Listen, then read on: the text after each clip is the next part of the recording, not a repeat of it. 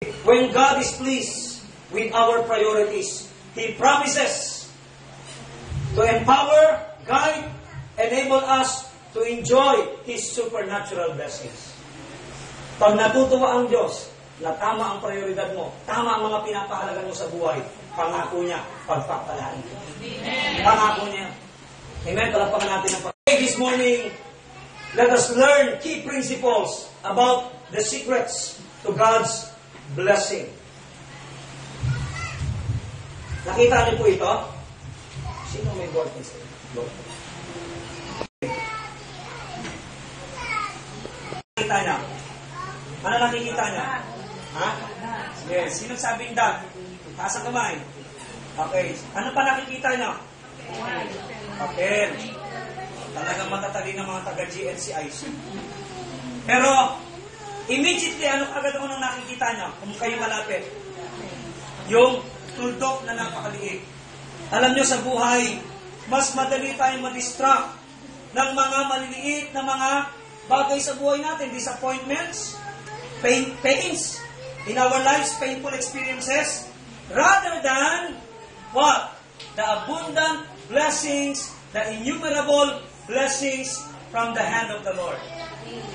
Madali tayong mag-focus sa mga concern natin, problema, pagsubok, suliranin, nang hindi natin nakikita ang dami na nating nakuha na pagpapala sa kamay ng Diyos. Oo ba kayo?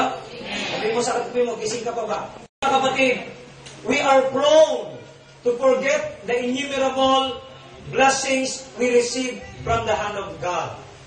Nakakalimutan natin ang hindi mabilang na pagpapala ng Diyos sa buhay natin. Madali natin makita may sakit tayo.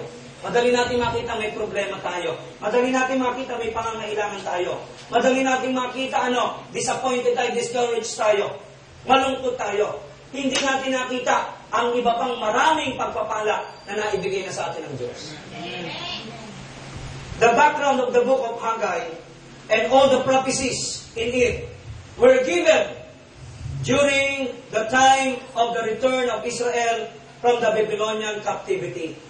So ang book of Haggai ay nasulat noong ang bansang Israel ay bumalik na sa kanilang sariling bayan sa Jerusalem mula sa pagkakabihag sa bansang Babylonia.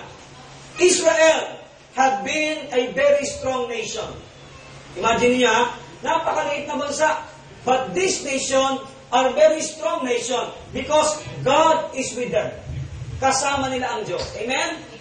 Amen? No matter how your physical structure is, kahit maliit ka, payat ka, mahina ka, pagkasama mo ang Diyos, you are strong. Amen. Regardless of your physical condition, regardless of your social status, pagkasama mo ang Diyos, ibang klase ka. Amen. Amen. May dating ka. Sabi mo sa kayo, may dating ka. Kaya lang problema, walang datong minsan. Pero anyway, yung datong kasunod lang yun. Di ba? Pag meron ka ng dating, susunod na yung datong. Amen? Ang problema, wala ka ng dating, wala ka pang datong. Parang pinagsukluban ka ng langit at lupa, mga kapatid. Ito ho ang background ng aklat para makita natin before we tackle the key principles about the secret to God's blessings. So, the Israel nation was a very strong nation under the rule of the kings such as David and Solomon. But since that time had been, there was a decline. Kahit sa panahon ni David at ni Solomon, meron ng pagbagsak na nangyayari. At ang sabi ng mga Bible scholars, listen, at ito'y merong kinalaman sa buhay natin. Listen.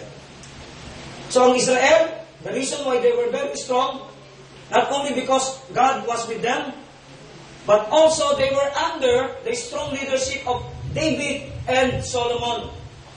And even during that time, meron ng unti-unting pagbagsak na nangyayari sa bansang Israel.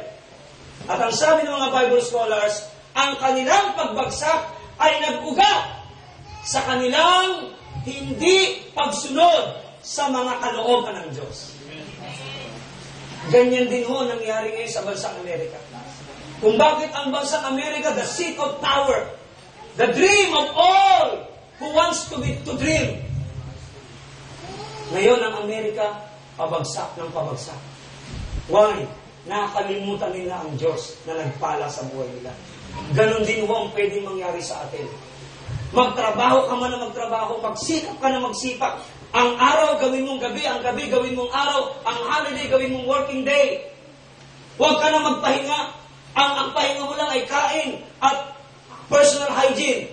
But I tell you, kapag ang Diyos nakalimutan mo, you will never, never truly succeed. Hindi ka magkakagumpay. Kita niyo ang bayan ng Israel? Kahit sila'y bayan ng Diyos. Because they forgot to obey, to follow God's ways correctly. Inililihis nilang pilit. Gumagawa sila ng mga reasons. Ginagawa nila ng mga explanation on their own. Yung pagsunod nila sa Diyos. Para bang, naiintindihan naman ako ni Lord. Kung di ako sasangka, naiintindihan ako ni Lord. Ito ho, ang pasimula ng pagbagsak ng Israel. Mga kapatid, humiwalay sila sa tamang pagsunod sa kalooban ng Diyos. Kaya bumagsak sila. So makikita niyo rito, God has no favoritism. Kahit anak ka ng Diyos, kahit born again ka, kahit Kristiyano ka, kahit ano pang spiritual position mo o standing mo sa organization ng Christian faith, kapag nakalimutan mo ang Diyos, kapag hindi tama ang pagsunod mo sa Diyos, you will suffer the consequence. Amen?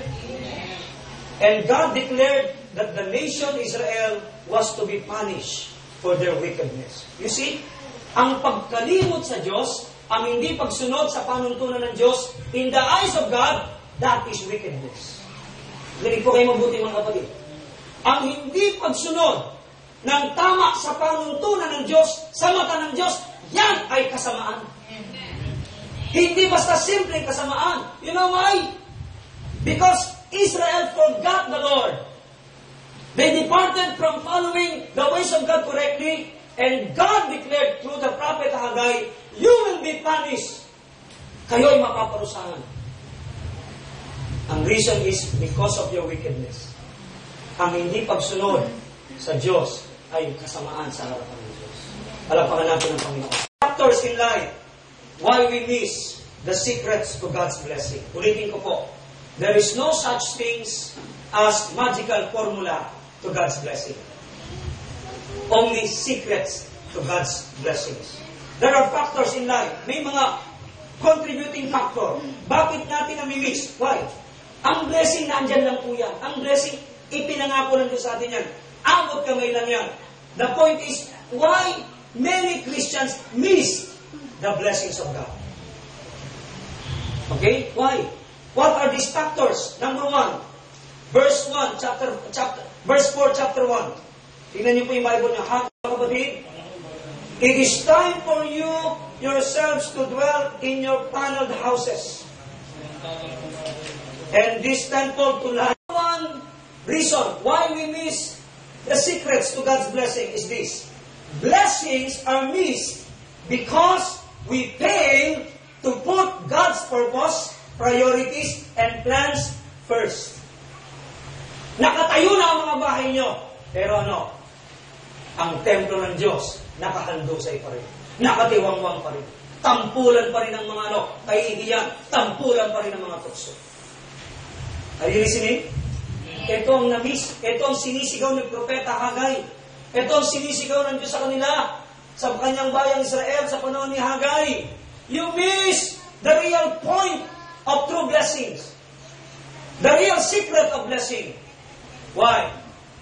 They do not put God's purpose, God's priorities, and God's plan first in their lives. Hello? Ano sabi ng Matthew 6:33? Seek first. Very, very clear naman mga kapatid eh. Seek first. Amen? Hindi sinabi ron, put last. But seek first. Ang blessings ay given na. Nandiyan na po ang blessing. Yung Tagalog nga rito, sabi, nakaungaong. Alam niyo nakaungaong?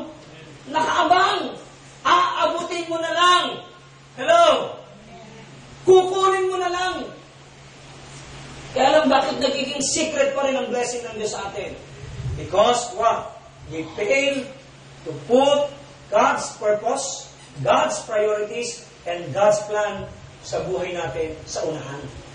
Hindi nauuna ang layunin ng Diyos, hindi nauuna ang